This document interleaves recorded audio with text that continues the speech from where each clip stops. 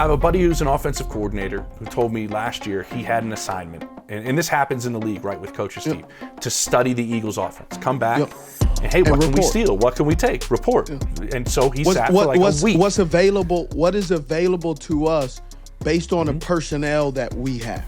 Exactly. So that was his assignment for a week. Watch every single play of last season for Philadelphia. And you know what he told me?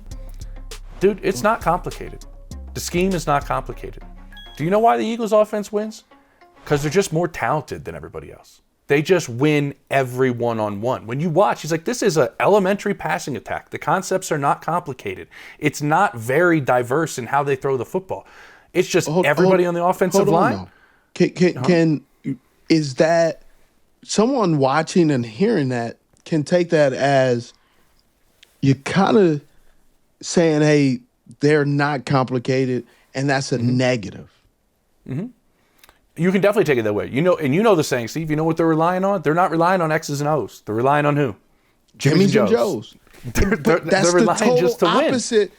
Because a lot of coordinators rely on the X's and O's and don't even want a Jimmy and Joe. They just, hey man, just run it. This is the way we're supposed to run. Emphasize it, and that's what I was talking about earlier when you have coaches who just coach out of the book.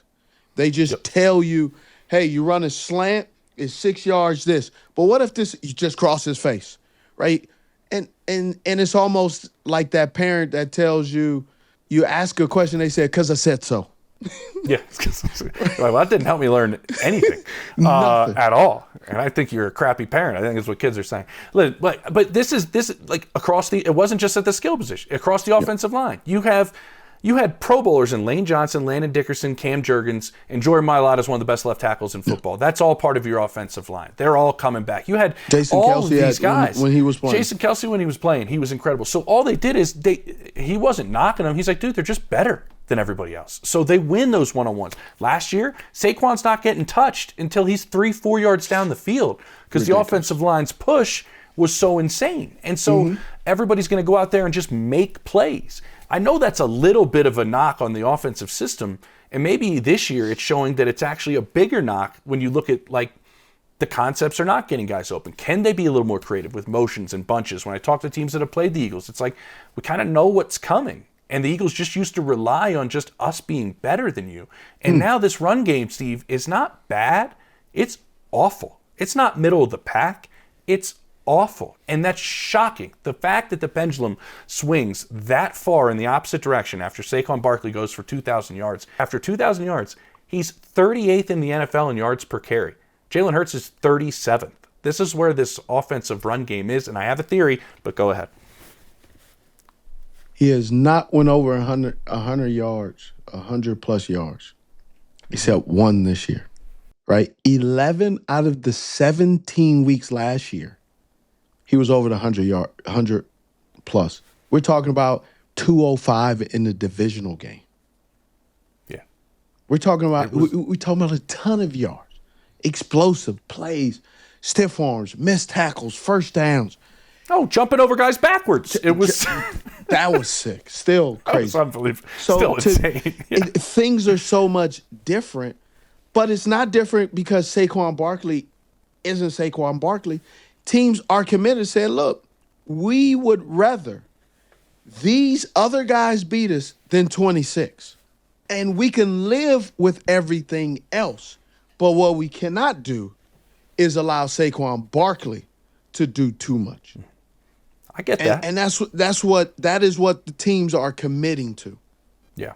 But with that much, and I mean, they have been different up front, and that's a big deal. Landon Dickerson, who I mentioned, has not been healthy the whole season. Lane Johnson has been banged up and is out now, has not been the same guy the whole season. Mekhi Becton was a good guard for them last year, left in free agency, and Tyler Steen has not been the same to the Chargers. Yep. And Cam Jurgens has not been healthy and hasn't been what he was in that first year replacing Jason Kelce, who was the linchpin to all of this. And Mailata, who's outstanding, hasn't played. So up front, they haven't played the same way. I have a little bit of a theory on this, and you want to hear it? Because I found an insane stat. I love hearing theory, guys, because I don't believe in theories, but go ahead. Okay. Saquon Barkley, last year, we mentioned what he had in terms of the yards. He also had 482 total touches for the year, including the playoffs. That's an unbelievable amount of touches, right?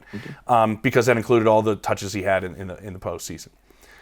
In the history dating back to 2000, that's pretty good. It's like 25 years. Yeah, that's great. Every player that has had more than 470 touches has not rushed for 1,000 yards the next season. I think there's a wear and tear, even though Saquon says that he is healthy, of course, and he works on his body incredibly and stays in great shape and is very disciplined. There is something to say when you look at the metrics of almost every 2,000-yard rusher and what the second season is like after that. And the toll of these 482 touches of Saquon carrying this offense last year. There were times where Jalen's just like handing it off like, hey man, explosive play, that'd be awesome. And he was there. They didn't really have much of a passing game for stretches.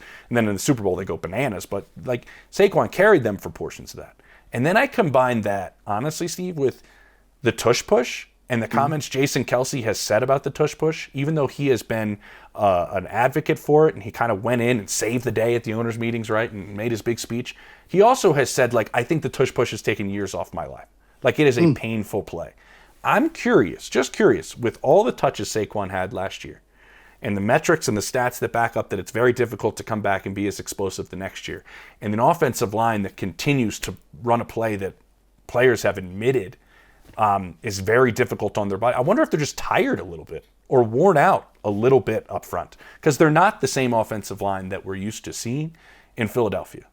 And the other part that I think is playing a big role in this offense, and I blame them and kind of don't blame them at the same time, they play a very specific brand of football, and that is don't turn the ball over.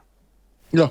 Simple as that. And they almost do it to a fault at times. But how do you fight it when Nick Sirianni is 40-2 in his career when he wins the turnover battle? Facts. And so Jalen doesn't turn the ball over, ever. That's one of the things he does really well as a quarterback. Never turns the ball over. They're dead last in the NFL in turnovers. They don't turn it over. But then they rely on their defense, don't turn it over, and then it almost seems they get stagnant. They don't take risks. They don't do things offensively where they put the ball in harm's way because of this style of play that they've been focused on, and combine it with a passing attack that's not getting guys open. It's a difficult offense to watch, Steve. They're playing to not turn the ball over. They know they're great in the red zone. They know they have a great defense, and maybe it gets conservative at times. There's a lot of mouths to feed. It's difficult to make sure you can spread it around to everywhere it goes. And you, by the way, have another offensive play caller for the 1 millionth year in a row of Jalen Hurts' life. I mean, he has not had back-to-back play callers since high school. So that's all of college, all of the NFL, a different voice in your ear, and a part of this offense. But do you believe, based off what is going on right now with the Philadelphia Eagles and how so much is being said, is A.J. Brown in a Eagles uniform next season? I travel a lot. I'm always on the road, whether I'm scouting. I was just in Berlin. But here's the thing about why I feel so comfortable when I'm away from my home. Simply Safe. It's just not some gadget or a camera. Simply Safe actually can help prevent a crime happening. It's not all this fancy headquarters. They just take care of you. They have live agents actually confronting potential criminals while they are still outside of your home. Man, that's crazy. Before they break in or commit a crime. So for me, Simply Safe has come at the right time because right now in the middle of the season, I'm everywhere. But one place that I know is safe is where Simply Safe is. 89 listeners get an exclusive early access to Simply Safe Black Friday sale where you can save up to 60% on any new system. There will never be a better time to get real security for your home. To make sure to get your 60% off, simplysafe.com/89show. That's right, simplysafe.com/89show. There's no safe like Simply Safe. Realistically, Steve, think Howie would listen this offseason. I think they were never going to move him during the season. Listen? No, I'm going to tell you. Yeah, dumb that down for me because I think I know, but I don't know. Okay. They were never going to move him during the season. They want to repeat. And A.J. Brown makes you a better football team, right? Yes, he does. Hands down. And he gives you a much greater chance to win. And by the way, I went on a tangent on a show the other day in Philadelphia. I was on the radio about my support of A.J. and now how everything has kind of flipped in the perception of him, even in the city, to where everybody's kind of going like, hey, this isn't the squeaky wheel complaining. This is the guy that's actually right. Like, it's actually the way people in Philadelphia are thinking, like, AJ's actually right. Like, we can't Band-Aid these problems. He's right. There are issues, and if we don't fix them, we're not going to win another Super Bowl. It's wild how that perception of AJ has shifted. I actually like it because I think he is right in a lot of the things he's saying because he wants to win football games. But I don't think they were ever going to move him during the season, to my understanding. Okay, hold on before you over. Before you finish, let me say this. One of the reasons why people don't like to hear the truth and how much money you're getting paid is on the internet. Oh, let's go down this rabbit hole because I love it. You start complaining. People, what do you have complaining about? You're making all this money. You better not. I get those texts from my friends. Saying that exact same bullshit. What? Yeah. They say, you making all this money, stop complaining. Bro, you don't, when you're playing on a football field, you don't go, well, I know I dropped this pass, but I'm still clearing 250. That's not what you think. That's not. It's not. And you know why? And this was my argument, I think, on the radio the other day. I think I went way over my time because I was getting real passionate about it. And it's essentially my point. When you played, you loved to work and you loved to put in the time and you loved to do that Monday through Sunday, right? Well, I thought Monday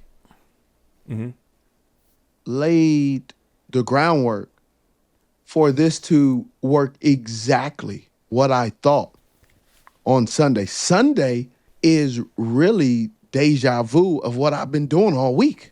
Right? That's how I see it. I'm going, okay, I'm going to do this. I'm going to do that. So when they call a play and they say, hey, bunch right. All right, bunch right. I'll go to the left. Blah, blah, blah. Oh, yeah, that's my pass. Man, you run out. Yeah, exactly. And so we know how hard A.J. Brown works. Yes. I don't know if he's the hardest worker, but I don't know who works hard. It's not a competition, but he works as hard as anybody. He brings his lunch pail to work every single day. Very much so. So you're going to put all that work in all week.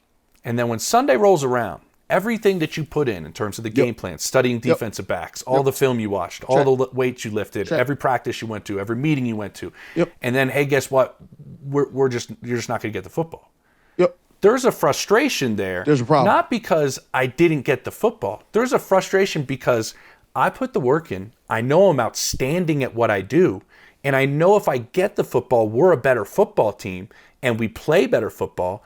All of those things are why I'm upset. Now equate that to any person in their job, no matter how much money they're making, if they love what they do.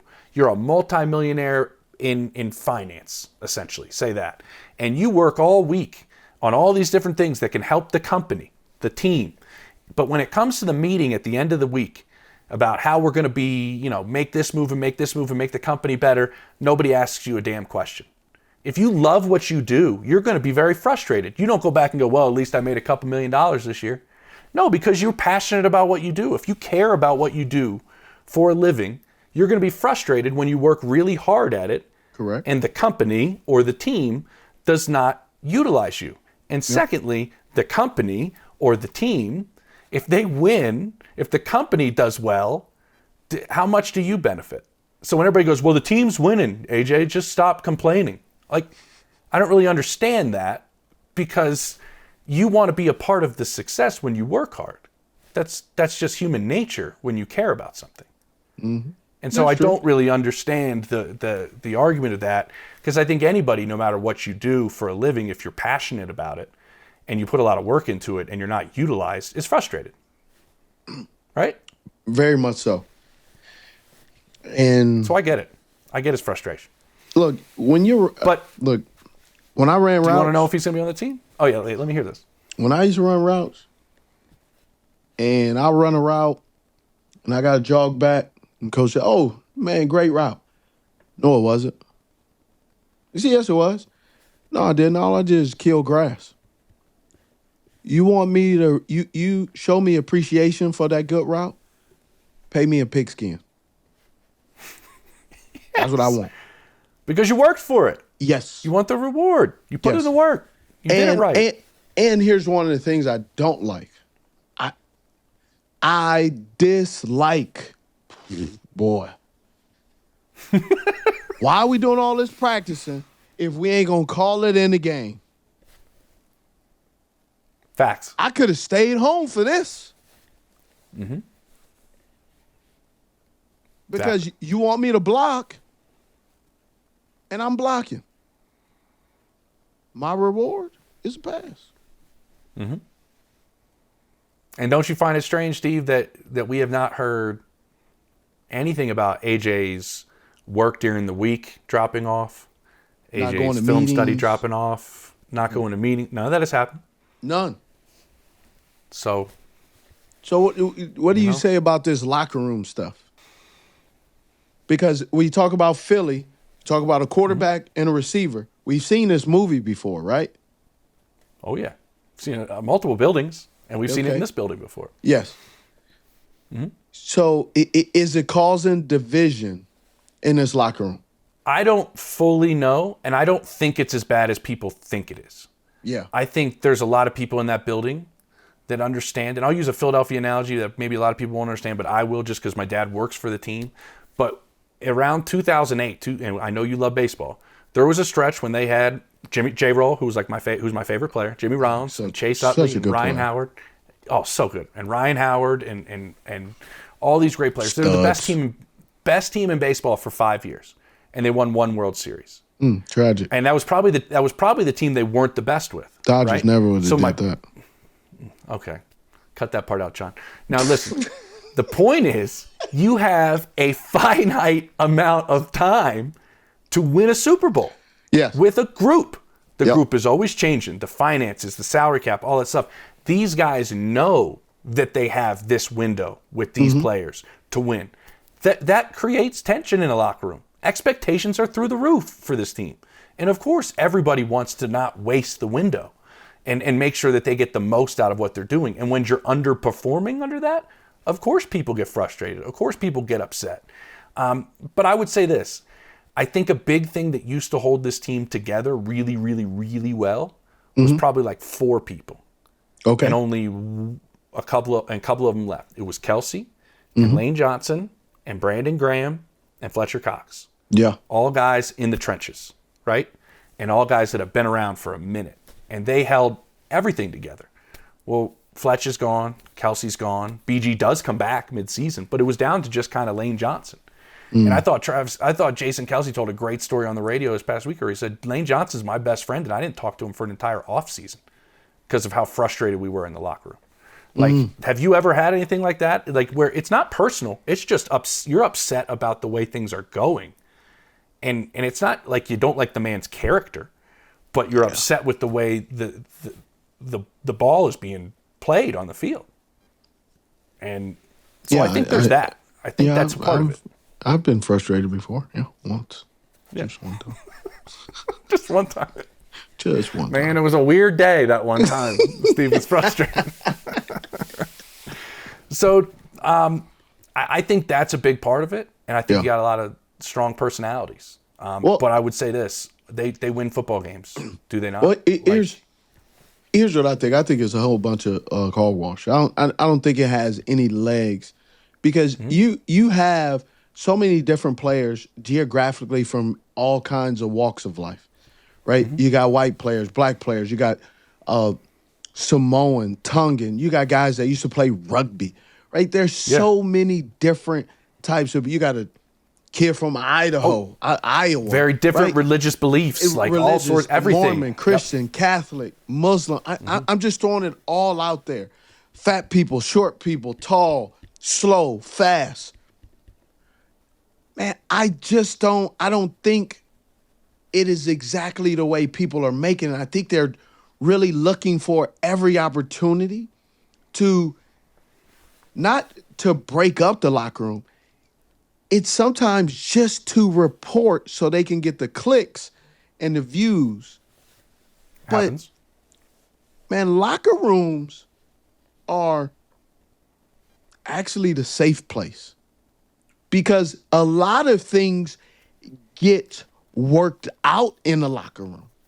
There's a lot of things that people don't even understand that if the locker room wasn't there, man, it'll get funky. It'll get funky quick. Yeah. I see that. I'm not buying this whole they can't work together. I just think there's a frustration. And I with the frustration comes sometimes do guys feel like they can express their opinion? And if they express it to an individual, will that individual hear them? And if the answer is no, and you just kind of go, okay, he's not going to listen to me. I'm not going to waste my time. But that does not change. I still should get the football. Yeah, totally. And and when you have this much talent, Steve, don't you think most of these voices are going, wait a minute, you guys should listen to me. I'm the best at what I do. Like, you should listen to me. I'm the best at what I... And they all have a valid argument, honestly. Because there's a lot of guys in this locker room that are some of the best at what they specifically do on a football field. Yeah, so I understand. You got to take a lot of turns and couches and sessions to be able to let these guys at the best at their position be able to express and stress what is on their mind. I want to be heard. And I actually think, yeah. And I exactly want to be heard. I actually think that's one of Nick Sirianni's strengths. I do. In making sure that he listens to people and talks to what I'm told is the amount of conversations he has with AJ or Jalen or not just even star players during the week is through the roof. Like, the dialogue is constant. Here's where guys get frustrated, though. If we keep having these conversations and nothing changes. Nothing changes, yeah. Because then he's gonna start telling the coach to keep it moving. Don't waste my time.